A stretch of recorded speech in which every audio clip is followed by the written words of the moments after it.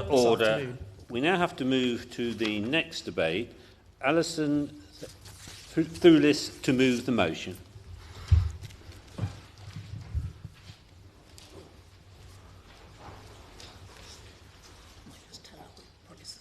Yeah. You're about to find out.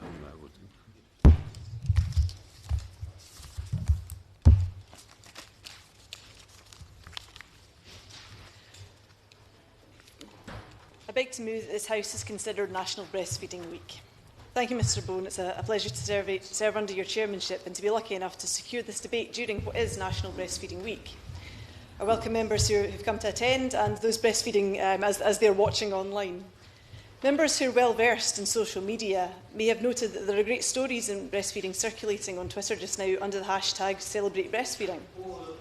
Sorry to stop the honourable lady so early in her speech, but we have a division in the House, so we are suspended for 15 minutes. Order, order.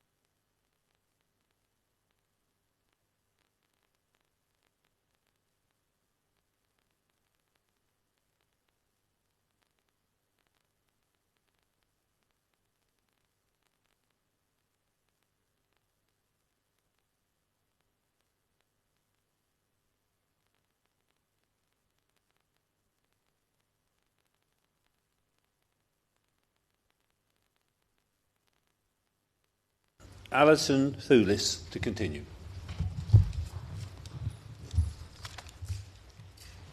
Thank you very much, Mr. Chairman.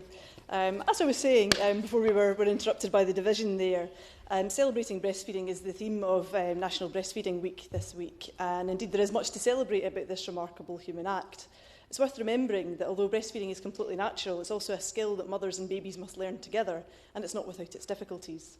I acknowledge, first and foremost, that some women can't breastfeed and others choose not to, and I don't, by having this debate, seek in any way to judge them. Those bottle feeding also require assistance and advice. In the time that I have today, I aim to deal briefly with my experience of breastfeeding and why I'm so committed to promoting it, and to touch on the health and societal benefits of breastfeeding. We have some of the lowest breastfeeding rates in the world in the UK, and we lag far behind comparable nations in the OECD. So there's a lot we can do to improve the experience for families in all of our constituencies. Mr. Chairman, I breastfed both my children, and despite being in this place from Monday to Thursday, I've managed to persevere to feed my 1.5-year-old daughter, Kirsty. As you can see, she isn't here today as a visual aid to my speech. She's in nursery in Glasgow, so my determination has been at some personal discomfort. When I had my son, I took the view as a local councillor in Glasgow that I couldn't take the time off my work for maternity leave, so I combined my role with being a mum. Over 5 years, I've fed my children while fully participating in meetings of Glasgow City Council, and have been made very welcome in doing so by my colleagues.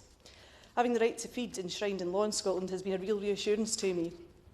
So whether I fed in a cafe, waiting for a bus, or in the stand at Hampden, I've been made most welcome. Yes, Mr. Chairman, I've even been lucky in securing the backing of the Tartan Army for giving the wee man his tea at the game. My colleague and good friend Aileen Campbell, MSP, Scotland's Minister for Children and Young People, has taken her own children, Angus and Crawford, into the Scottish Parliament chamber. Her youngest was in the chamber during a Stage 3 debate just the other week. Mr. Chairman, I know that Aileen and I are quite lucky. Not many mothers can do this at their work. And I understand from speaking to colleagues that to do similar here would be quite frowned upon. I seek to gently challenge that because I think we should take a lead and seek to be creative in how we can support women to continue breastfeeding in all workplaces once they return to work after maternity leave. Mr. Chairman, it's been 10 years since the historic Breastfeeding Etc. Scotland Act 2005 put on statute the right to breastfeed in public places in Scotland. I quote, "It's an act of the Scottish Parliament to make it an offence to prevent or stop a person in charge of a child who is otherwise permitted to be in a public space, place or licensed premises from feeding milk to that child in that place and on those premises, to make provision in relation to the promotion of breastfeeding and for connected purposes." This important piece of legislation was a member's bill proposed by the Labour MSP Elaine Smith. I pay credit to her today for the work that she did to make it possible for so many women in Scotland to breastfeed, securing the knowledge that no one has the right to stop you. I reflect also that there are now greater rights in England and Wales afforded by the 2010 Equality Act. Discrimination against a woman because she's feeding a child became unlawful under that piece of legislation. This is significant, and I commend all who made that happen. We still see far too often tabloid tales of mothers being shamed for the simple act of feeding a hungry child. This is completely unacceptable. Every such story destroys the confidence of women. They need to hear here from their elected representatives that breastfeeding is welcomed and that they are supported. Getting the right support is absolutely crucial. Without it, and without information, establishing breastfeeding can be incredibly difficult. As I said, breastfeeding is natural, but it's certainly not easy. Without the assistance of breastfeeding counsellors at the Princess Royal Maternity in Glasgow, who sat with me through the tears and the pain, I may have given up myself. Not all women will have had experience of breastfeeding within their own families or within their peer group. Good public health information must be there to counter the ever-present adverts for bottles and formula milk, as well as perceptions and prejudices.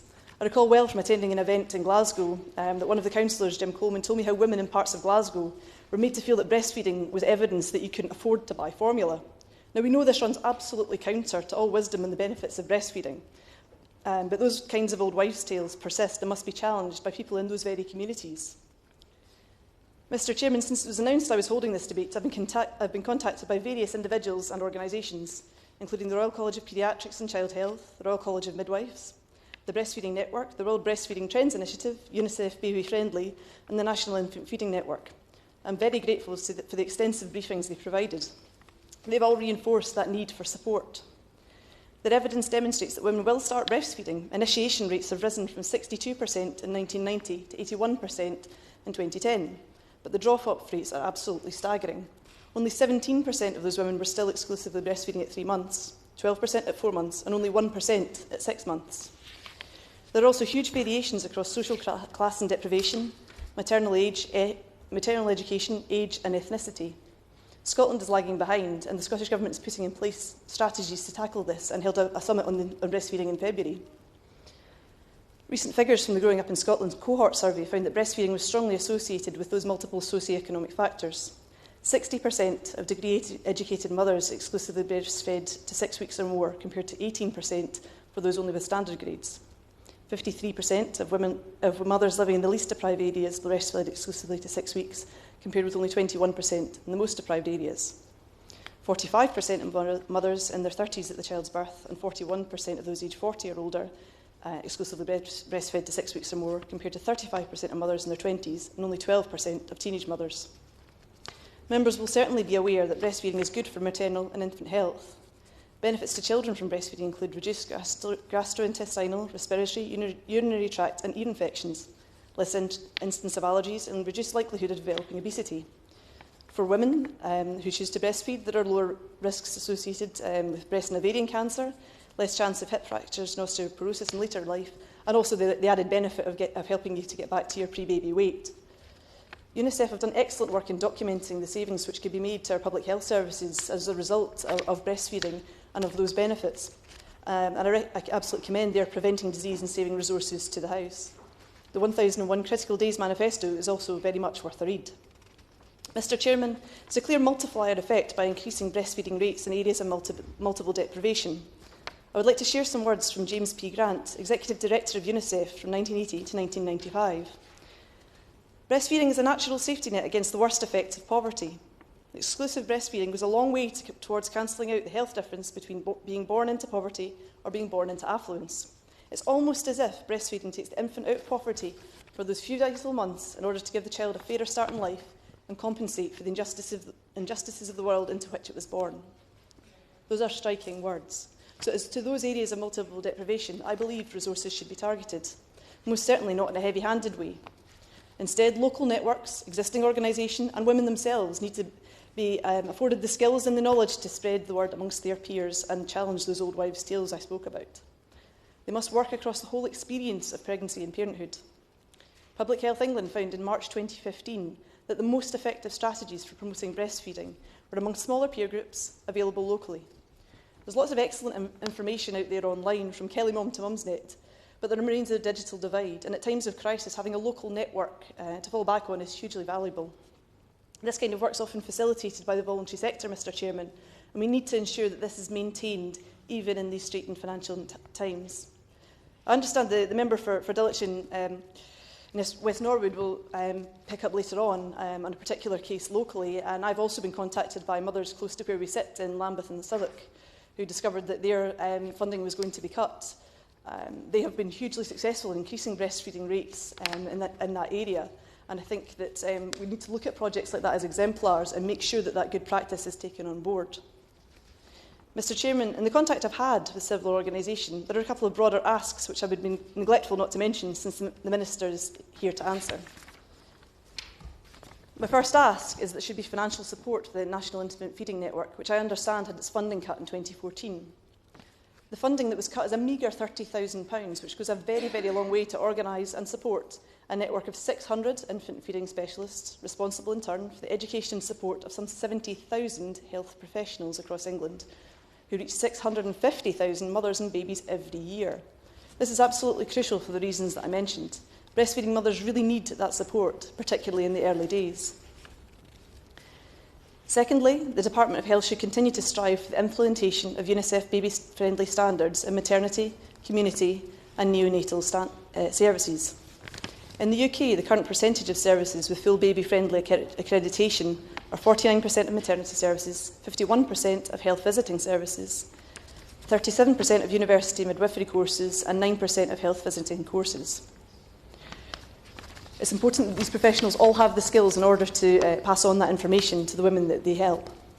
The percentage of births taking place in fully baby-friendly accredited hospitals stands at 44% in England, a wonderful 84% in Scotland, an even better 92% in Northern Ireland and 60% in Wales. The impact of being baby-friendly is that mothers get consistent advice and support throughout their pregnancy and the early months after the birth. It's not just about hospitals, but instead about embedding good practice across the range of provision, which means that there should not be any kind of postcode lottery and that women and their families can feel confident about breastfeeding. Thirdly, I would implore the UK Government to reinstate the National Infant Feeding Survey across the UK. The main reason I have been able to give you statistics and demonstrate the need for more support today is very much on the basis of that 5-yearly study, which I understand has been on the go since 1970. It fits into the World Health Organisation's global strategy for infant and young child feeding, which recommends that governments do this to track the rates and to target support effectively. Without this data, we lose touch of where we stand in the world and the work that we need to do.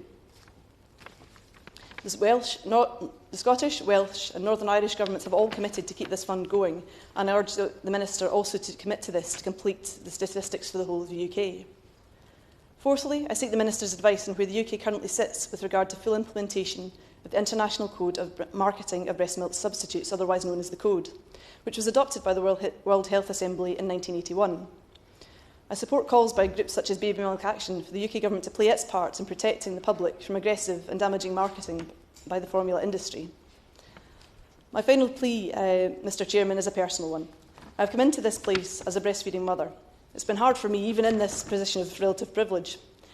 I ask for your consideration of all parents in this place, members and staff and visitors, and to make it easier for them.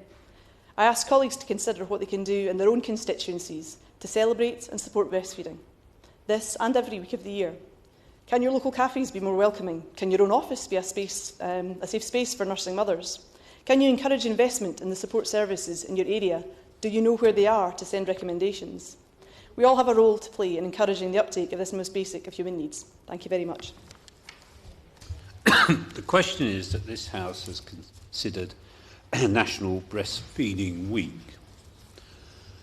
I might help the Honourable Lady to know, once the wind-ups are finished, I will come back to the Honourable Lady for a couple of minutes before... Helen Hayes. Thank you, Mr Chairman, and thank you very much to the member for Glasgow Central for calling a debate on this very important issue. My experience of breastfeeding is I breastfed my 2 children, now aged 9 and 6. I was very fortunate that that experience was, on the whole, relatively straightforward, but it was still not without issues and not without the need for support. I remember with my first baby, a couple of days in, experiencing toothache and wondering, in my slightly dazed new maternal state, how toothache could possibly be a postnatal complication, and then realising that it was actually because I was clamping my teeth so hard because of the pain every time my baby fed, that I had given myself toothache through that experience. So in those first few days, it was quite difficult, it was painful, and there were tears. But once I had mastered it, it was a hugely rewarding experience. My second baby couldn't tolerate cow's milk, which made the transition to any type of formula very difficult, and I continued breastfeeding her for much longer, and I was very glad to be able to do that. It benefited her health enormously. The health benefits of breastfeeding for mothers and babies are well established and proven.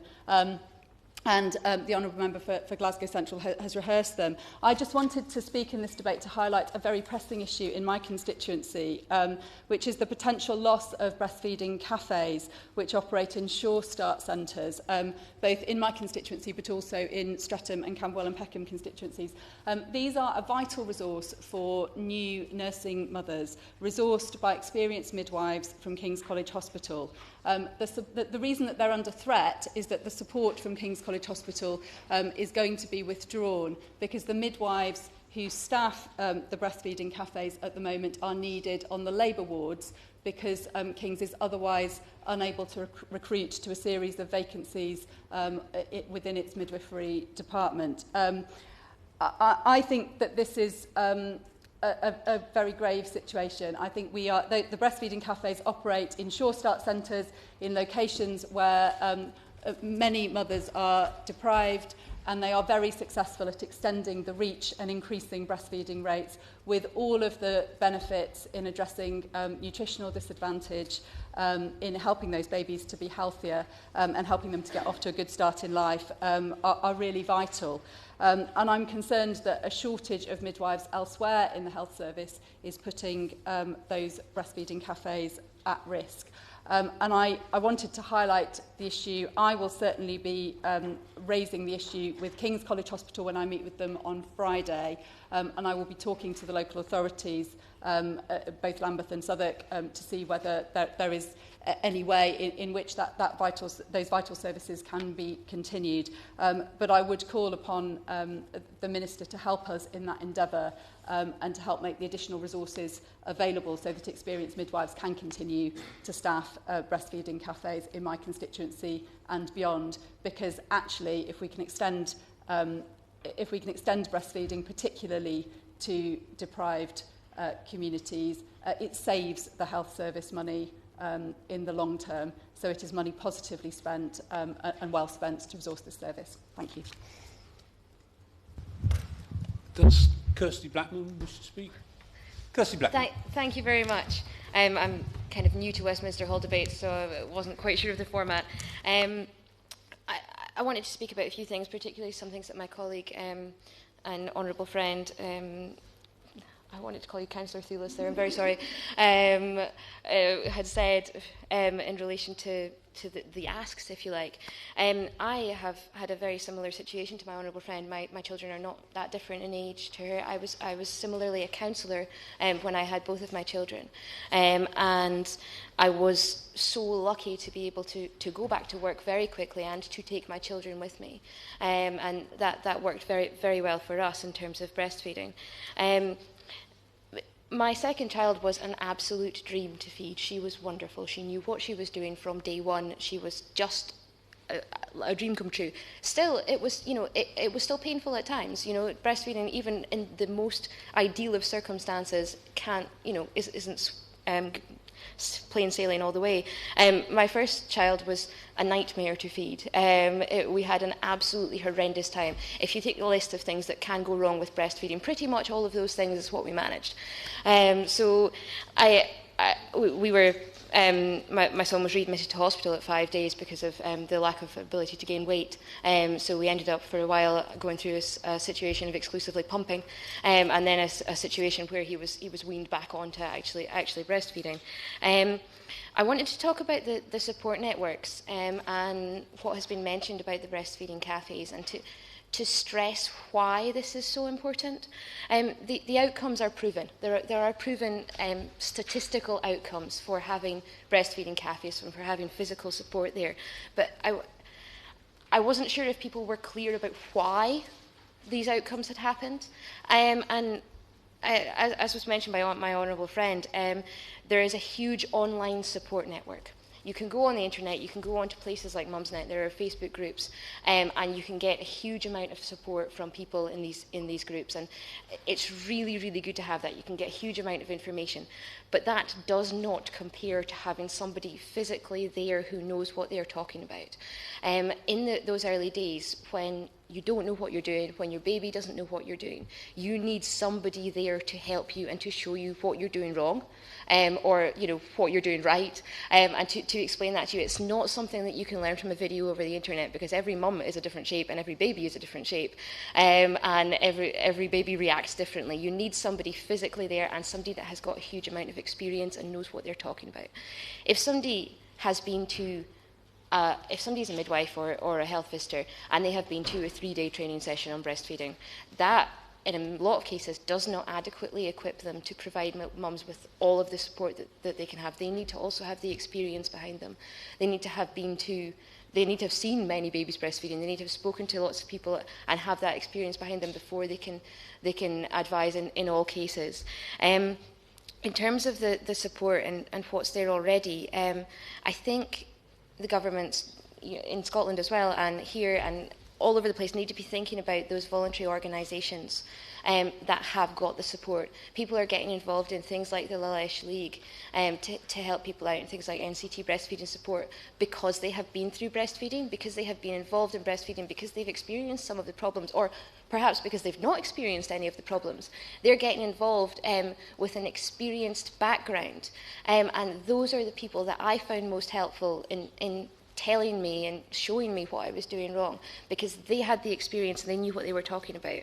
I think that it's a great idea to have training systems, but for people that we need to make sure that the voluntary groups that are there, and that the groups that I've been talking about, like the Breastfeeding Cafe, that are staffed by experienced staff, that those are kept going. If we lose that experience, then it's something that you can't get back. We need to keep these groups going in order to keep up the breastfeeding rates. I wanted to also mention that there is a bit of a postcode lottery in terms of support. If you don't have a local group near you that is doing something like this, then you've got to either travel a very long way to get to that group, or you have to try and rely on the internet, and that is just not an ideal situation. There was a couple of other things I wanted to mention. One was about the World Health Organization guidelines in terms of feeding to 2 years. That's what the guidelines suggest. The guidelines suggest that, breastfeeding until 2 years, not exclusively breastfeeding until 6 months, and then breastfeeding onwards to 2 years or beyond is desirable and advised and good for children and good for mothers. This is not widely known throughout people in the UK. They don't understand that. You get funny looks if you're breastfeeding a child that's over 6 months even. People don't understand that is actually good in terms of health benefits. I fed my children for a total of 3 years if you add them both together. So I had that experience of feeding a child that is running around. And that is totally shocking for so many people, and it shouldn't be, because the World Health Organization suggests, and statistics suggest, that there are health benefits from doing that. And I think there's a job of work for all of us to do in normalising that, and and explaining to people, if people say to us, "What are you doing?" Explaining to them, this is right. This is not in any way unnatural. This is totally the right thing to do and has benefits for everybody. I also wanted to mention as my friend mentioned, about the formula and about the way that it is advertised and classified. I spoke to some of my online friends who've been involved in supporting people in breastfeeding, and one of their biggest concerns, and one of the things that makes them most angry, is the advertising of follow-on milk. So follow-on milk is allowed to be advertised because it's not aimed at babies. And you see the adverts for follow-on milk with a very small baby who's obviously just 6 months. And that is the way that they can get round the rules, because they're not advertising for a baby who's under 6 months. They're advertising for ones that are older than 6 months.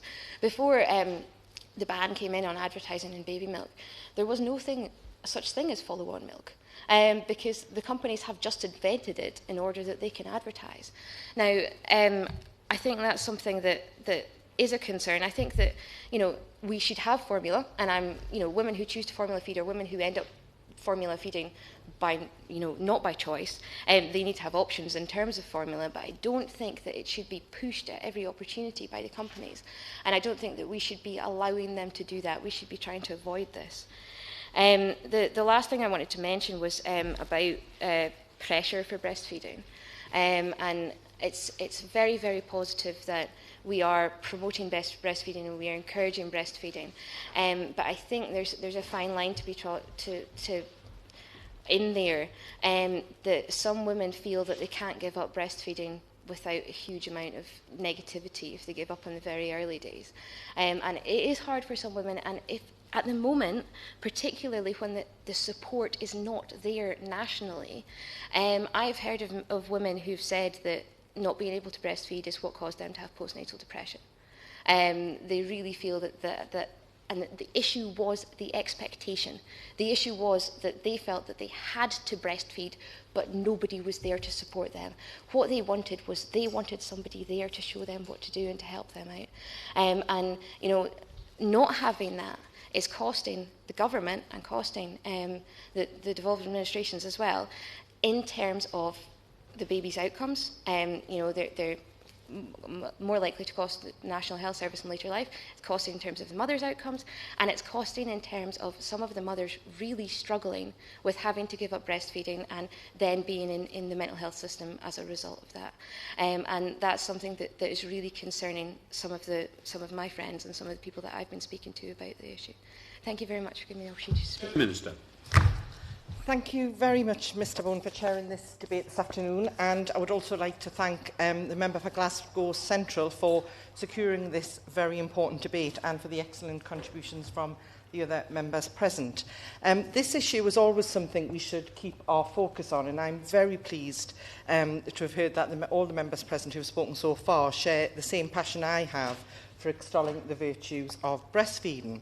I'm also pleased to note that the Minister present is actually the Minister for Life Sciences, who I respect hugely. And although at first I thought it was rather strange that breastfeeding came under his brief, I'm now sure that this is simply a case of the issue being so important to the government that it crossed so many departmental boundaries that they settled on him. And it wasn't just a case of perhaps ministers playing pass the parcel with this important debate. I'm very pleased to say he's in the chair to respond, though. Can I start my remarks by putting my cards firmly on the table? For me, wherever possible, breast is best. I breastfed both of my children, as all the members present who spoke did, and I'm evangelical on the merits of doing so. Like other members have shared, it does hurt at first, sometimes, not for everyone, and that is where the right support is vital to help you and to encourage you to carry on. Having someone there physically really does make the difference, especially when you've got a baby like my son who didn't like to open his mouth very wide in order to latch on. And, you know, if he could get away with it, would just suck on the very nipple until it was red raw and would obviously get no milk. So that was, you know, and if nobody had told me that that wasn't how it's supposed to happen, I would have given up immediately. So the support is absolutely vital. Like the Honourable Lady for West Norwood, my second child, my daughter, also couldn't tolerate milk, cow's milk, and so I was fortunately able to carry on feeding her to about 16 months. But feeding a toddler in public does draw lots of frowns, and eventually I succumbed to those and did you know, eventually find something. I think we went on to soya milk, and then eventually, even now, she doesn't really like milk at all. In the North East, the support networks, we've got a fabulous support network called Bosom Buddies, who help new mums get to grips with breastfeeding in the early days, supporting and encouraging them through it, providing much needed guidance and advice for mothers who may otherwise be unsure about even starting breastfeeding. These services are replicated in various parts of the country, many in Sure Start centres, and I've had the great pleasure of visiting lots of these breastfeeding support groups in these centres, seeing the great work that they do. And I would love to see every new mother around the whole of the UK have access to services such as this support makes such a huge difference, as we've all attested to today. Sadly, though, as we've seen in recent years around the country, Sure Start centres are closing. Over 700 have closed since 2010, and this does limit, therefore, the amount of support mothers can get. And I would ask the Minister, if he is able today, to tell us what assessment the government has made of the number of support services that have been lost as a result of the closure of over 700 Sure Start centres. National Breastfeeding Week is a brilliant idea and has been successful over the years in highlighting just how important breastfeeding is all across the world. And I fully endorse and support the campaign and hope this debate does go some way to make even more people aware of the virtues of breastfeeding. In numerous studies, as we've heard today, breastfeeding has been shown to be the healthiest way to feed a baby. Not only does it provide essential nutrients and sustenance, it also greatly reduces the risks of babies developing health problems such as gastroenteritis, asthma, diabetes and obesity, as we've already heard. Furthermore, it helps to protect women from breast and ovarian cancer. And the World Health Organization is unequivocal that, if possible, babies should be totally breastfed until they are at least 6 months old. On top of all that, there is the additional bonus that breast milk from source is always at the right temperature for babies, with no bottles needing to be sterilised, and best of all, it's 100% free. So it's cheap, It's good for babies, it comes highly recommended, and in preventing illnesses, it will keep babies safe while also saving millions of pounds from stretched NHS budgets. Put simply, Mr Bone, what's not to like? Unfortunately, despite all of the positives I and members here today have outlined, there do remain certain obstacles for mothers looking to breastfeed their children. One such obstacle comes when mothers return to work after maternity leave. Breastfeeding mothers can face a heightened sense of anxiety when they return to work from maternity leave, as they have the additional worries about how their baby will be fed in their absence, as we've heard the Honourable Lady who spoke of her own personal experience in her opening remarks, and the other Honourable Member did too. They may have to raise issues with their employers about expressing milk and storing breast milk, or fitting in feeds for their baby around their work and their lunch hour, and if they harbour fears that their employer lacks understanding or concern about these accommodations, it may delay them from getting back into work. It stops them from returning to work altogether, or alternatively make them give up breastfeeding sooner than they had planned. Maternity discrimination, like prohibiting mothers from breastfeeding in cafes or restaurants, is against the law now under the Equality Act 2010. However, this does not apply to the workplace. Mothers can be told not to express milk or be denied breastfeeding breaks. Employers do not have to provide facilities for breast milk to be expressed or stored. Good employers do, however, but they don't have to. And I can tell you, as the Health and Safety Executive already has, toilets are absolutely no place for expressing milk or for breastfeeding to take place. We all want to see parents get back to work if they wish to do so. So I hope the government do understand the specific issue of breastfeeding responsibilities holding mothers back from returning to work. And I hope the Minister can assure us that he is looking into ways of addressing this. Over the last few years, we have already seen women in general find it harder at work. More women were unemployed over the last 5 years than at any time under the previous Labour government, and real wages for women fell year on year since 2010. We have also seen a dramatic fall in sexual discrimination and pregnancy discrimination cases made against employers since women were priced out of justice through the introduction of expensive tribunal fees. Figures comparing the years before and after the introduction of these fees show a truly staggering 91% fall in sex discrimination cases and a 46% fall in pregnancy discrimination cases. These dramatic falls are utterly unacceptable for a country that wants to treat women with respect in the workplace, and a Labour government would have scrapped these unfair barriers to justice, and I would love to hear the Minister say his government will be reversing this unfair policy. Alongside structural issues around breastfeeding, there is also a growing cultural obstacle preventing new mums from breastfeeding their children. And this is particularly striking, as we've heard, in working class communities. In Brighton, for example, the Department of Health figures show that in 2013, almost 70% of new mothers were partially or totally breastfeeding at 6 to 8 weeks, which is still relatively early to be taken a measure when the recommendation is up to 6 months. However, we'll use that early measure as a comparison. Whilst in areas like Hartlepool or South Tyneside, that figure falls to 19.3% and 22.6% respectively. Today, in some communities, especially amongst young mothers, there seems to be an anti-breastfeeding culture that we need to challenge and reverse. And National Breastfeeding Week and this debate today are great ways to start doing just that. Breastfeeding must be seen as normal and natural. New mothers should feel utterly comfortable in doing it, and we need to focus on areas or communities where new mums don't even consider starting to breastfeed at all, as it seems so strange to them to do so, or it even repulses them. This requires government support, but it also requires role models coming forward, extolling the virtues of breastfeeding.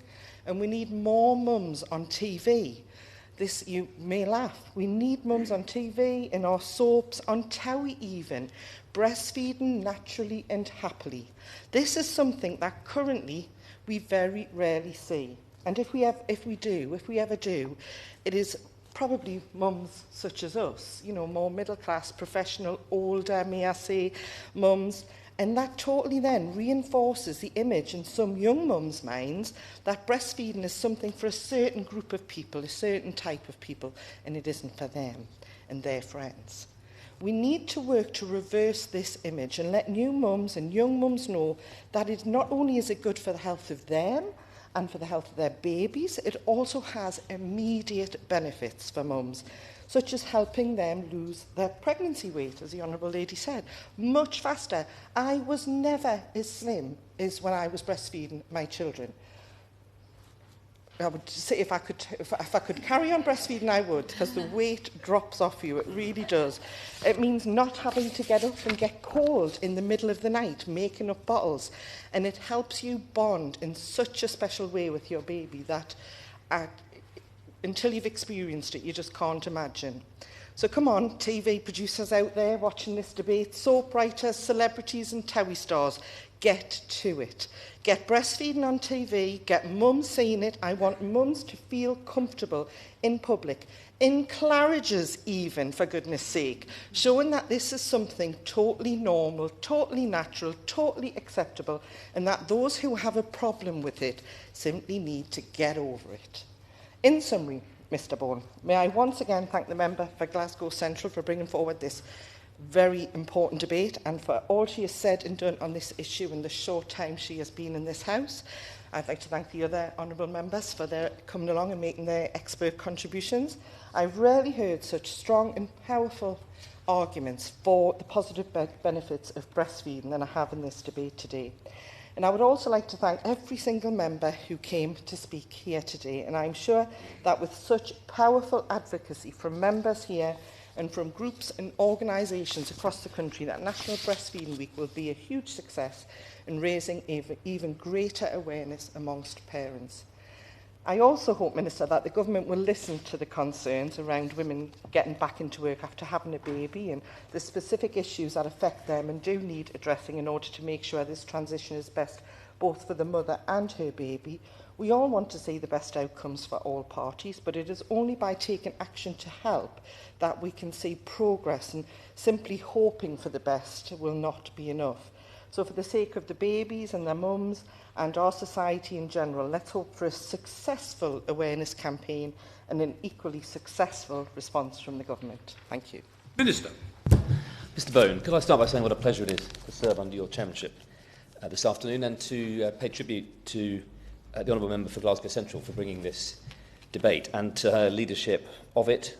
I particularly commend her for tweeting a picture of herself breastfeeding to help launch and publicise the breastfeeding network this week and the campaign, and to other honourable members for Dulwich and West Norwood, Aberdeen North, Washington and Sunderland for raising in a very short space of time a number of really important issues about the importance of breastfeeding, about women in the workplace, some of the issues we'd all hope would become legacy issues around prejudice and discrimination, and important issues around geographic variation and inequality, and including the importance of cultural leadership in changing attitudes.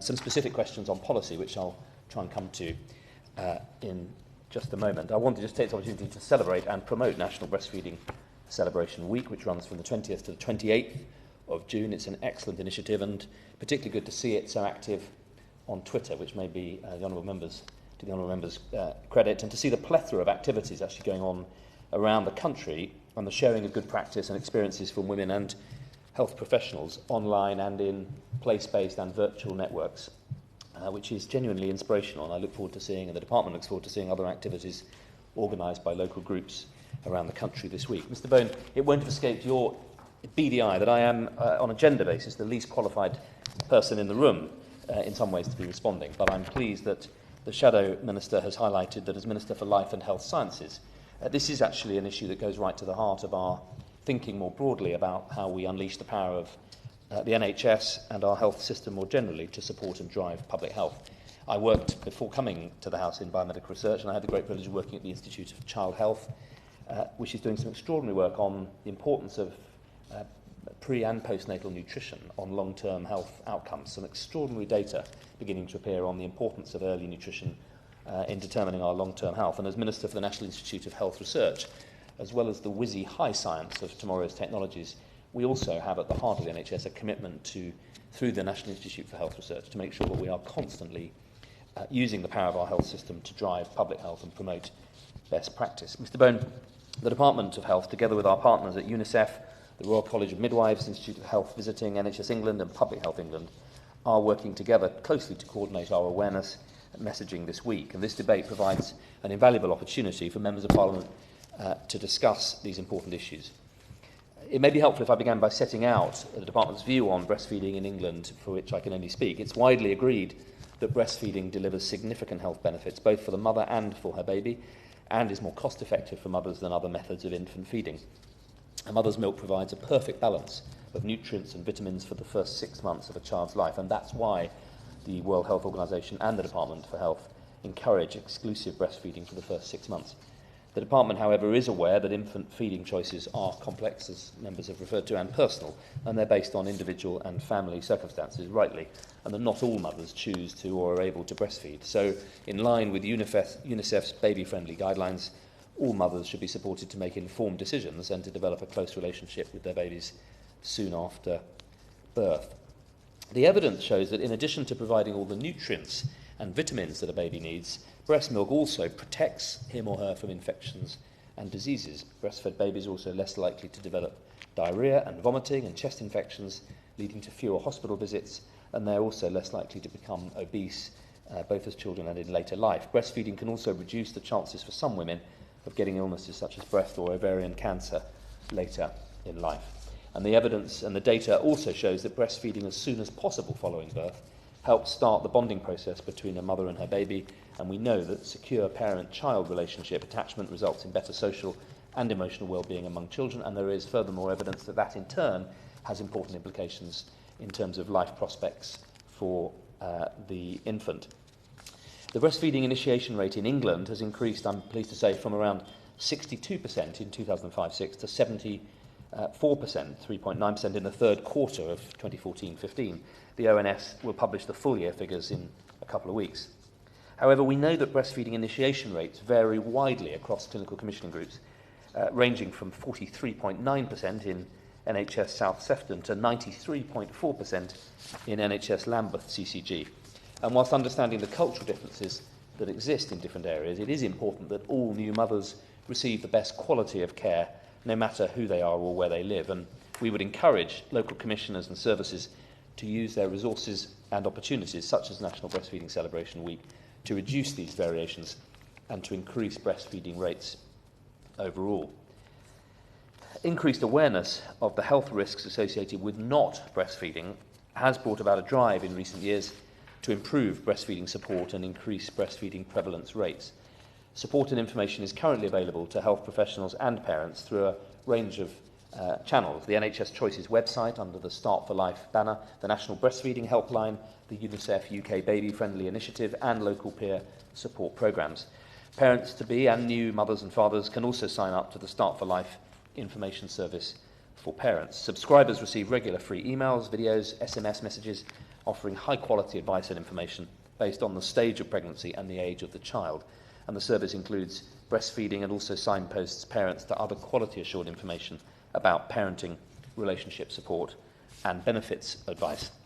In the last 5 years, I'm delighted to say that we've recruited over 2,100 more midwives in the NHS, and we're training a further 6,400 who will provide women with the information, advice, and support they need to breastfeed. In addition, appropriately trained and supervised maternity support workers play an important role in supporting women with breastfeeding and helping midwives to run parent craft classes.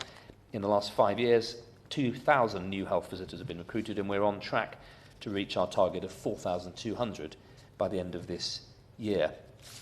Mr. Bone, a number of important questions have been raised, which I will try and answer in the few minutes available to me, and if I fail and beaten by the clock, perhaps I can write to honourable members. The honourable member for Glasgow Central raised the issue of the National Infant Feeding Network. In 2014, the Department of Health provided £30,000 to UNICEF UK to support the establishment of the National Infant Feeding Network. It shares and promotes evidence-based practice around infant feeding and early childhood development to deliver optimum outcomes. The network comprises 600 infant feeding specialists and support of 30,000 health professionals, who in turn are responsible for caring for over 650,000 mothers. The network approached the Department for funding support in 2015. Unfortunately, this request couldn't be accommodated. It actually came in too late for the 2015-16 budget, but we continue to work very closely with the network coordinators in terms of future funding. The Honourable Member also raised the point about the breastfeeding rights of women in the workplace. And specific health and safety requirements relating to new and expectant mothers at work are contained in Regulation 16 to 18 of the Management of Health and Safety at Work regulations. Women can ask employers to provide a private, safe and healthy space to allow her to express milk and a fridge to store the milk in, which is important to be aware of. The Honourable Member also raised the issue of the UNICEF Baby Friendly initiative, and I want to repeat that we want to encourage more women to breastfeed, and that's why we welcome the revised baby friendly standards that support feeding and relationship building. And it's great to see that across the UK, 91% of maternity services and 88% of health visiting services are currently working towards baby-friendly accreditation. And in the UK, services with full baby-friendly accreditation are 49% of maternity services, 51% of health visiting services, and 37% of university midwifery courses and 9% of health visiting courses. The next question was around the infant feeding survey, and I'm happy to confirm the government's policy is to improve outcomes for women and their babies, and to do this we need current information to inform policy and service delivery. And the statistics that we, NHS England, regularly gather capture data from all women using NHS services rather than from the periodic survey samples. And from 2016, the maternity and children's data set will, for the first time, link a mother's health and behaviours during pregnancy and postnatally to outcomes for herself. And I'm happily write with more details on that, Mr Bone, and on the issue of breast milk substitutes, seeing as I'm defeated by the clock. I think the Minister has actually sat down. He's certainly not defeated by the clock, because it's 5:44, this debate will now finish. Mr Bone, I apologise for what may have looked like the action of a seating minister. I was merely stretching my legs as I saw the clock hit the 5:30 button, which I had before the vote, which I wasn't expecting. I'm delighted that I have more time to finish dealing with those two questions. There was an important question on breast milk substitutes. And I wanted just to confirm that for mothers who choose to use formula milk, it's very important that measures are in place to protect babies' health and that all the parents have the information they need to make the right choice. The government provides advice for parents on maternal and infant nutrition via NHS Choices, the NHS Staff for Life Information Service and Start for Life. The International Code of Marketing of Breast Milk Substitutes is an international health policy framework to regulate the marketing of breast milk substitutes. In view of the vulnerability of babies in the early months of life and the risks involved in inappropriate feeding, the marketing of breast milk substitutes does require special treatment, and baby-friendly accreditation requires services to implement the requirements of the code, which goes further than UK law in regulating marketing activity. In order to meet those baby-friendly standards, services must ensure that there is no promotion of breast milk substitutes, bottles, teats or dummies in any part of the facility or by any of the staff. And the infant formula and follow-on formula England regulations 2007 are designed to ensure that all types of infant formulae meet the nutritional needs of babies, whilst ensuring that breastfeeding is not undermined by the advertising, marketing and promotion of such products. The regulations therefore include strict controls on the promotion, labelling and composition of infant and follow-on formula, and set out clear guidance for infant formula manufacturers on how the regulations should be implemented. Finally, Mr Bone, there was a question around the issue of the National Infant Feeding Network, which I think I've dealt with. So if there are any other issues, I'll happily respond by letter and leave enough time for the Honourable Member to close the debate. Alison, Thewliss. Thank you very much, Mr Bone, and thank you to the Minister and to all the members who have spoken today. It's very much appreciated that you came along and participated in this, and I can see from Twitter that it's been getting quite a good and interesting response, so it's very good to see. First of all, I'd like to thank the member from Dulwich and West Norwood for her contribution and also for her support for the organisations in her area, which clearly at this time need this. We where we have instances of good practice in breastfeeding in this country, we must absolutely support them in every way that we can. And it's absolutely true to say that if we lose that expertise and if we lose that service, it does set breastfeeding back hugely, and it's difficult to re-establish that. My honourable friend from Aberdeen North spoke passionately about the support that's required, and also about the importance of consistency of a network, and about the importance of having midwife support and experienced midwife support, rather than just a training course for a few weeks. It must be that more deep and that more experienced professional advice to be given. And indeed, that can only be given in a lot of circumstances by seeing somebody physically. It can't always be an answer to do things online. Absolutely.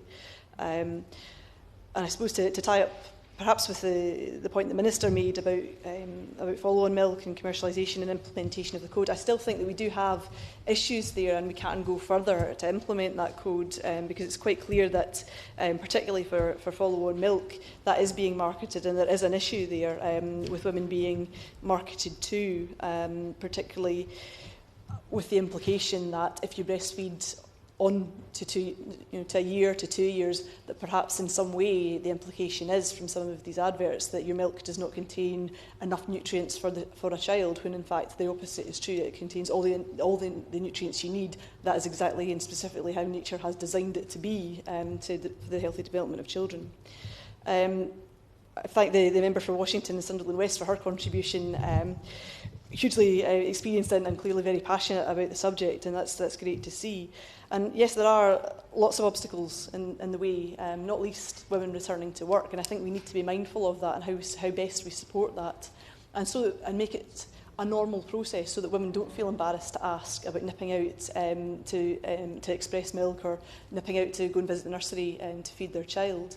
And I must say, I had a strange experience over the course of last summer as a volunteer at the Commonwealth Games in Glasgow, and that was the longest time at that point that I'd ever been away from my baby, and I found that very, very difficult to explain to a room of strangers that I was just nipping out for a couple of minutes to express some milk, and could I hide that in the fridge somewhere, and it is difficult and it is awkward, and we need to be aware of that, and employers need to be aware of their obligations and how to make that easy for people, that they have a private space, that they're not going to be interrupted, that it's not the corner of a busy lunchroom that they are offered, and most certainly not ever a toilet, because that's just disgusting, really, quite frankly. You can eat your own lunch in a toilet, and we shouldn't expect anybody else to. The point about images was a very interesting one, I thought, and about showing to the world what breastfeeding looks like. And the Minister commented that I'd put up a Facebook picture, a Twitter picture at the weekend. And it was quite funny. I had somebody come up to me yesterday and went, that's very daring of you. That's very brave of you. To be honest, I didn't even think about it. I was holding a baby. There was nothing particularly to see about the picture other than me feeding my daughter. And I thought, what a strange reaction, because to me, that's completely natural. I do it without thinking almost. And I put the picture up to publicise the importance of this debate and of National Breastfeeding Week. And if you look at the hashtag, there are women doing similar right across the internet just now. But it is a process of normalising that, of making a breastfeeding selfie perhaps something that people do, rather than something that people draw back from. And it is about normalising it and making it part of everyday life, and making it something that people see all the time. And if you don't see women breastfeeding, if you don't know anybody that breastfeeds, if all you ever see in your life is women feeding children with bottles, you're going to think it's odd. You are going to think it's odd, and you're not going to be able to feel brave enough, because it will feel brave to attempt to do that yourself. And I think we need to think carefully about how we do that. And I suppose for families, extended families, for friends as well, how you best support women when they are breastfeeding.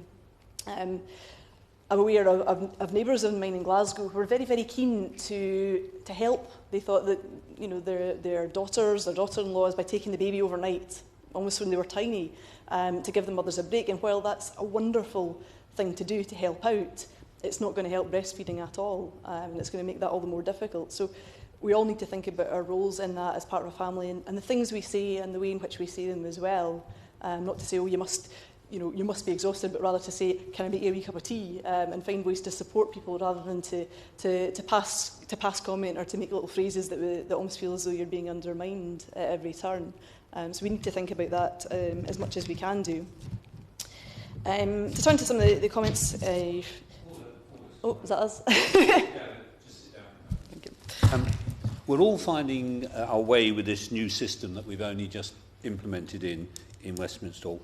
Really, the wind-up should be very brief, about probably 2 minutes. I think the Honourable Lady's been going over 5, so perhaps you might want to bring a contribution to an end. Thank you.